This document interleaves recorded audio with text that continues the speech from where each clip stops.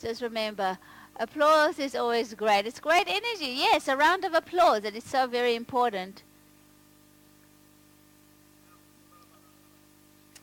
Thank you so much. Jacques de Maio, please. And he's the head of the delegation to Israel from the Red Cross. And a round of applause for him too, please. Gabby, I didn't get the last part of what you said. I think it's good. Make sure that you get applause also when you finish. Please, yeah, ensure that. Ladies and gentlemen, why are we here? Welcome again on our humble behalf to the NSS and ICRC's co-organized conference, the third event on the subject, as the director has just mentioned. The third event we organized together, and again on the challenges of warfare in densely populated areas. Previous exchanges already were extremely meaningful, and they had a focus, a strong legal angle. Let's hope that we can build on previous exchanges during the day, and that we can focus now on policies, on doctrines, doctrine of engagement, and operational best practices. I will try and address two main points here and two main questions. The first one is, why are we here? Why is it that we want to engage with the parties? Is it a necessity? Is it useful? Or is it complicity? And the second thing, it's about what you touched upon briefly, and it is very important to us, and I think to all of us it should be. Is international humanitarian law, IHL, still relevant? Looking at the state of affairs in the world, looking at contemporary conflicts and armed violence as we witness it around the world, here and elsewhere. So first, engaging with parties. Is that a necessity or is it complicity? So welcome again to what is, in our perspective of ICRC delegation here in Israel and occupied territories, from this delegation's perspective, possibly the most delicate and controversial event that we ever organized in the context. Why? Why is it so delicate? Well, first, because the last war in and around Gaza is just behind us, and to many of us, it's still with us. We were present in the field during and after the war, and we have now acquired, through field-based assessments, through cross-line exchanges, a solid knowledge and understanding of what happened, of the facts, the dynamics, the patterns, and the impact of this summer's high-intensity conflict. And this unique perspective is now feeding a dialogue between the ICRC and the parties to the conflict, which is strictly confidential. And by the way, to those who are not very familiar with the ICRC, let me just clear the air about something. The ICRC will not share any of its findings or evidence with anybody else, neither UN mechanisms or processes or NGOs or whatever. When we mean strictly confidential dialogue, we mean precisely that.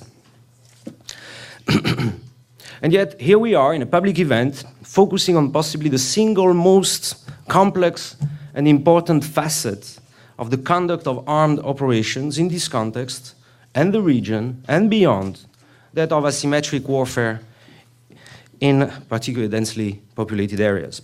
Why is it controversial? Well, there have been far more voices encouraging us not to participate to this event than those encouraging us to do it.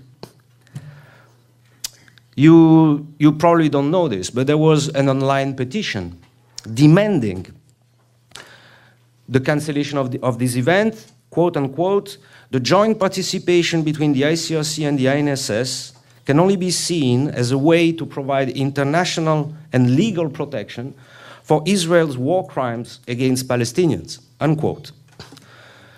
There is nothing new under the sun with regards to this type of pressure. Actually, it reflects a very common set of misconceptions about humanitarian action at large and the ICRC in particular. We are criticized for engaging with non-state actors such as Hamas, the Taliban, the LTT in Sri Lanka, the Shining Path, and so on, and so forth, because that is seen as giving credence and legitimacy, political legitimacy, to usually terrorists. How can you be neutral? Your neutrality is complicity, we hear a lot. Well, let's put the record straight here. First of all, international humanitarian law explicitly states that genuine, true, principled humanitarian action cannot be construed, understood as a political endeavor, and as such cannot be hindered because of political considerations. Another criticism related to this type of engagement on our side with parties, whether they are states or non-state actors, is manifested across the line through sarcasm and disbelief. When we say, we are talking with the other side, more often than not, we hear, come on, how can you believe them? They are not genuinely willing to minimize civilian casualties. They have a different concept of life.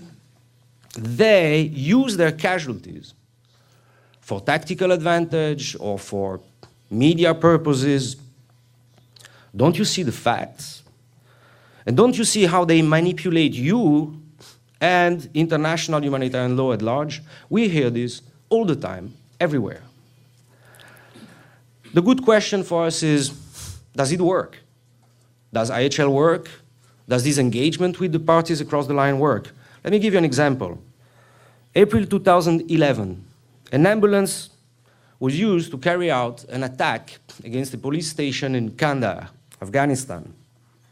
A few days later, the Islamic Emirate of Afghanistan, the mainstream Taliban umbrella organization, publicly acknowledged the fact, announced it would not happen again, and that the prohibition of these perfidious means of warfare, which actually was quite banal and recurrent in that battle space, was subsequently integrated in the Taliban military doctrine, and the pattern has significantly decreased. Well, the ICRC had a significant role in that, and in many other cases pertaining to the ways and means of waging war by, in particular, but not only, non-state actors, all over the place, in all continents, including with many officially labeled terrorist organizations. The problem we have about this is that we cannot take much credit about this, simply because most of what happens, actually all of it, close to all of it, takes place behind the curtain, behind the scene. And what happens there, well, must remain behind the scene for obvious reasons. That's how we look at achieving the best possible results. Are these ideal results? Are these the satisfactory results that we want? No. But it's something meaningful nevertheless. It's the best we can, and it makes sense. We're also facing criticism, reversely, for failing to address these very important issues, respect, compliance with the international norms and international principles, with the responsible ones. We, among others, are criticized for letting them off the hook, sometimes even for rewarding them. No matter what, my point here is that public silence on the side of the ICRC does not mean inaction, at least not on our side. However, all this criticism is not to be taken lightly, because these questions are very important and they are very relevant. And we have to ask themselves constantly these questions. The fact that we are here today shows how the ICRC decides to respond to this type of questions. What guides our decision? The ultimate interest of the people affected by war. That's it. If we can make a difference by engaging with whoever has the power to change the fate and the situation of people on the ground, then we will do it. We will engage with them. And since humanitarian action, let's not be naive here, does not take place on Mars, but takes place in a very densely charged political environment, well, we have to deal with it. Because we prefer that than living in splendid, isolation in some ivory tower, whether in Geneva or Tel Aviv or New York. So we are not keyboard warriors. We cross the lines and we shake hands with everybody, if it can help, because we are the ICRC. If we are here today to help shape, to contribute, to help shape this important debate, it's because we are tasked to do so. This is our job. And believe it is more constructive to engage and sustain a dialogue than to boycott it. Of course, any party to the conflict will tend, any party, will tend to manipulate the humanitarian factor, or at least to integrate it in a wider strategy. These are the rules of the game. The battlefield, as we have seen recently, once again, is much larger than physical. This is very much also a battle of perceptions. And humanitarianism, of course, is very much part of that. However, let's be clear. The ICRC will not be used as a fig leaf by anybody. And that's why our engagement with anybody very much depends on the actual tangible, measurable results and progress that we are achieving or not. I take advantage of this platform also to say a word about the notion of double standards, which is a very recurrent type of criticism. We, among many others, are constantly reminded that we shouldn't absolutely not feed the disproportionate and biased scrutiny and the blame of the international community in different sectors, specifically aimed at Israel, being instrumentalized politically, and even worse, condoning and even effectively supporting the enemies of Israel, or people who have, let's say, a political interest that is not convergent with Israel. And this is something that we understand where it comes from. The ICRC delegates are currently deployed in many difficult theaters of operations and contexts where, let's face it, the human costs are much heavier than what we witness in Israel, Palestine, yet generates only a tiny fraction of the attention and scrutiny, particularly by the media, but also diplomatic attention and human rights attention, than we are all collectively getting here. As ICRC and everybody, we have to deal with more casualties in 1 week in some remote, forgotten context, sometimes not far from here, than in 1 year here. So how can we justify the level of attention and energy that we are investing in this context? Isn't this double standards? Well, actually, yes, it is. Of course it is. But it's not because we have an obsession with Israel or Palestine. And yes, we are comparatively aiming here at very high standards. Actually, we believe that it's the other actors, state or non-state, that are lagging behind. Firstly, the Fourth Geneva Convention applies here. We may disagree with this, but this is our position. While in the rest of the world, well, it's more a right of initiative that can simply be discarded by the host states. Secondly, the privileged access to people and places we have here is comparatively enabling us to make a difference. Thirdly, the humanitarian situation actually requires it. The people protected by HL are entitled to the best we can do and what we can offer. And this is who we are and what we stand for, and we'll continue to do so. I will add here that Israel and the security, military, and political establishment also benefits from this, more than what is generally acknowledged. Ask anybody working with us in the military or security apparatus, whether in relation to the treatment of detainees and their families, protection of civilians issues in the West Bank and elsewhere, international, transnational specific issues. Many things are being processed, treated, sorted out with our help as well, and we are proud of this. So we are not only a problem to manage, we are also a useful asset in managing problems, and that is sometimes not recognized enough. So What would be the alternative? Cut down our action because it is worse, much worse elsewhere? No, sorry. It's not going to happen. There's much to do here. And my point is that relativism will take us nowhere good, in the sense that it opens the gates to reciprocity. Reciprocity is not simply an eye for an eye. It often implies a line like, we do not want to comply with the rules that our adversary violates. Well, that's opening the way also to complacent, self-exonerating postures and narratives, and that's not constructive, to say the least. Constantly put the respect of civilians and non-combatants at the heart of political and military decisions. That's our ethical imperative. Second point, is IHL still relevant? Why are we here? What's the meaning of this? The question of warfare in densely populated areas requires a debate and scrutiny across the board because lives depend on it and because it's in everybody's interest.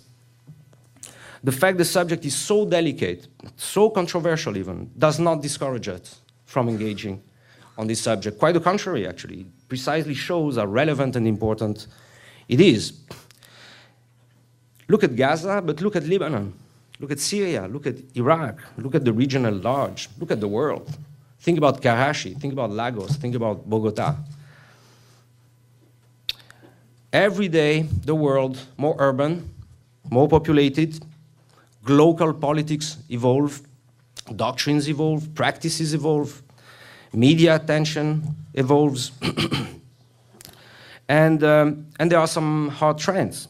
Progress in terms of technology, whether intelligence gathering or weaponry, and so on and so forth. And this debate triggers absolutely fundamental legal, operational, moral, humanitarian questions, not merely academic ones.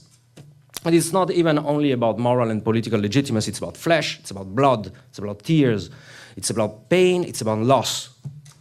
War kills, we know, we have to deal with it.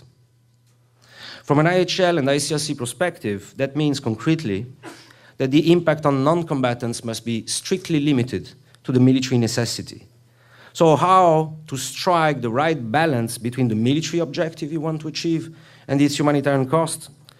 Well, our experience is that today, it's hard to that is a hard call to make by warring parties. In urban warfare, as we are discussing, should that be seen on a case-by-case? You refer to this, as lawyers tend to do, or should we think at proportionality from a more strategic perspective? Very good question. But we will not buy we do everything we can, and that's it. And there is no room for improvement. Get real, we hear. Well, okay, precisely, let's get real. What we consider from our ICRC perspective is that today, in today's contemporary conflict, the warring parties are not getting that balance right. Some are definitely more ready, able, and willing to do so, but collectively, it's not good. Now, if we, ICRC, are missing something, please enlighten us. This is because also the IHL is not a holy scripture. It is not there with dogmas. It is an organic, evolving framework that improves and needs to be adapted every day.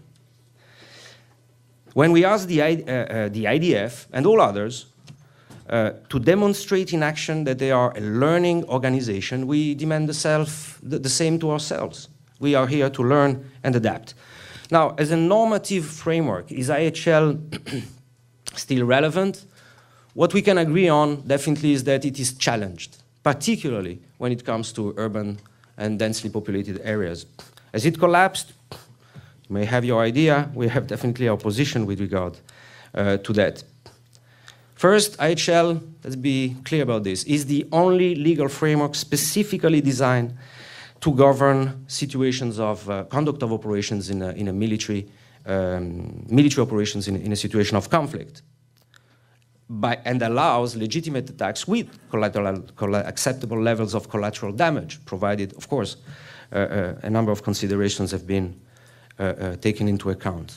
It allows much more that what is acceptable in human rights law, of course, but also in the public mindset. And there's a reflection by Major General Dana Efroni on the clash of legitimacy versus legality, which is very interesting in that respect. Second, IHL enables us, all of us, to measure the efforts, but also the progress achieved. And it would be dishonest and unfair not to acknowledge the efforts that are put in doing the balance right, doing the things the right way. Many opinion makers today tend to say in different platforms that the situation is worse than ever and it's degrading every day. Well, that seems a bit debatable. When we look at the past, simply from the Second World War, not to mention the Second World War, that would mean ignoring contexts like, I don't know, Cambodia, Rwanda, Algeria, Vietnam, you name it. So we are somehow in a much better place than we were a few years ago. I have to rush, and I'll just finish by saying precaution, distinction, proportionality. These are the guiding principles in IHL. They need respect under all circumstances, even the most difficult one. And if the human cost is predictably too high, then the attack must be reconsidered or aborted, not justified a priori. That's a fundamental principle of IHL. At the end of the day, how the military, political entities are going to, among other stakeholders, each with its own weaknesses, strengths, assets, records, ethical mindsets, manage this, well, the question is, how can we make sure that the field commander, who at the end of the day has to make the difficult call in the battlefield, is actually informed and guided by sound and IHL-compatible doctrines? So yes, let's get real indeed. And the reality is that in today's war, civilians are paying too high a price. I would even go farther than you, Gabi, when you say very rightly that civilian population is transformed into tactical advantage, first, and into political leverage, second. What we are saying, beyond that, is that actual victims are being used as pawns in a grand global blame game and often brandished as the justifying rationale for further victimization. And we have a problem with that. At the end of the day, make no mistake, what we see is that the obligation to spare civilians from the effects of hostilities is all too often subordinated to political factors. And we have a problem with that. One may contend that IHL is under assault and that the clear progress achieved in many sectors is not good. And we contest that, including in Israel. A clinical analysis of the third round of fighting here shows that, indeed, a lot of progress has been done. But let's also say, and I'm obliged to say this, we have also acknowledged publicly that the recent Israeli-Gaza conflict, which is the elephant in the room here, has shown, in terms of human and infrastructure toll, that there was a failure by the parties to fully comply with international humanitarian law. And this is not about the number of casualties as such. This is about how they happened. Now, which party will have to be confronted with what type of issues? That is part of the confidential dialogue. IDF is a key important stakeholder in the evolution of the law of war.